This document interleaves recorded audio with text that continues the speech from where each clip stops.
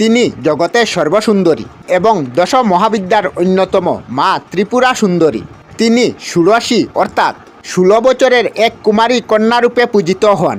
ত্রিপুরা শব্দের অর্থ তিনটা পুরী বা তিনটা জগৎ, স্বর্গ মর্ত্য পাতাল। সুন্দরী শব্দের অর্থ সৌন্দর্যময়ী, অর্থাৎ তিনি সেই দেবী যিনি এই তিন জগতের শাসিকা এবং রূপসী। ব্রহ্মাণ্ড পুরাণ অনুসারে মাতা সতীর আত্মবিসর্জনের পর দেবাদিদেব মহাদেব ধ্যানে মগ্ন হন এবং সেই ধ্যানমগ্ন দেবতাকে প্রেমে উদ্বুদ্ধ করার চেষ্টা করেছিলেন কামদেব।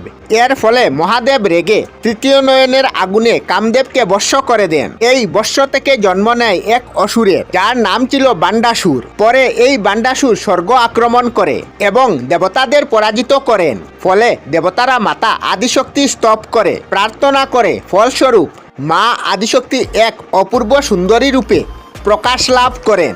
মা ত্রিপুরা সুন্দরী দেবীর সঙ্গে ছিলেন অসংখ্য শক্তি, যেমন বালাদেবী, জালাদেবী, মনোরমা। এই সেনাবাহিনীকে শক্তি সেনাও বলা হয়। যুদ্ধের শেষে মা ত্রিপুরা সুন্দরী স্বয়ং মায়ামোহ শক্তি দিয়ে বান্ডাসুরকে পরাজিত করে এবং ধ্বংসকরণে মা ত্রিপুরা সুন্দরী হলেন রক্তবর্ণা, চতুর্ভুজা, ত্রিনয়নী এবং শ্রীচক্রাসনের উপর বিরাজমান। তার এক হাতে পটকা, অন্য হাতে তীর ধনুক। তিনি পঞ্চশব্দ দিয়ে তৈরি ধনুক ধারণ করতেন। তার বাহনে ছিল শ্রীচক্র রথ, এক বিশেষ রথ। ললিতা ত্রিপুরা সুন্দরী দেবী হলেন শ্রীবিদ্যা সাধনের মূল দেবতা। তিনি শুধু সৌন্দর্য ও রূপের প্রতীক নন, বরং তিনি সর্বজ্ঞা, সর্বশক্তিময়। তিনি সকল সৃষ্টি, স্থিতি, প্রলয়ের আধার।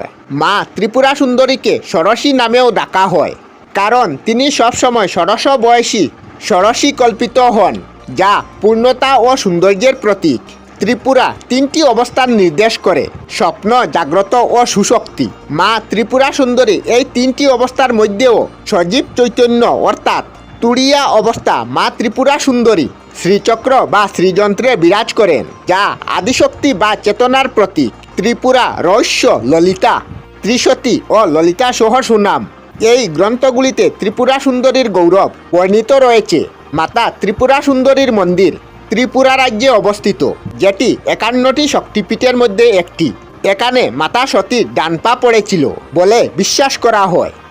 আমরা আমাদের চ্যানেলে সব ধরনের ভিডিও আপলোড করি, যেমন ব্লগ, নিউজ, কুকিং ভিডিও, ধার্মিক আলোচনা ইত্যাদি। যদি আপনারা এই ধরনের ভিডিও দেখতে পছন্দ করেন তাহলে এই চ্যানেলটি নিশ্চয়ই সাবস্ক্রাইব করবেন। আমি আপনাদের সাথে বিদায়ক না, আজকের মতো বিদায় নিলাম। আর ভিডিওটি ভালো লাগে লাইক, শেয়ার ও কমেন্ট করবেন। ভিডিওটি সম্পূর্ণ দেখার জন্য অশেষ ধন্যবাদ।